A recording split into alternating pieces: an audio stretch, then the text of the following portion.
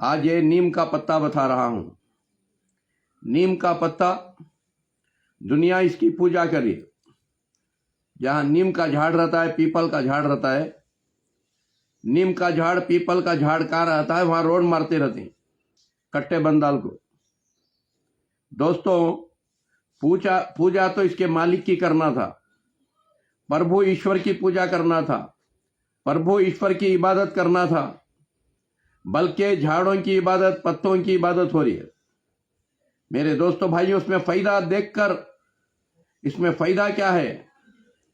और नीम का पत्ता और हल्दी, नीम का पत्ता हल्दी डालकर गोलियां बना ले और हर दिन 2-2 गोली खाते रहेंगे।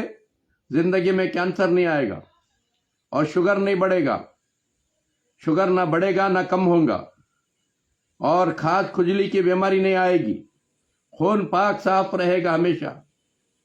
मेरे दोस्तों, और पीपल का पत्ता, अगर पीपल का पत्ते का पानी गलाकर पीते रहेंगे हर दिन घर में पूरे, तो इंशाल्लाह आपकी किडनियां हमेशा महफूज रहेंगे और आपकी मर्दानगी महफूज रहेगी।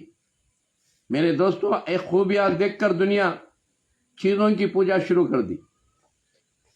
दोस्तों भाई,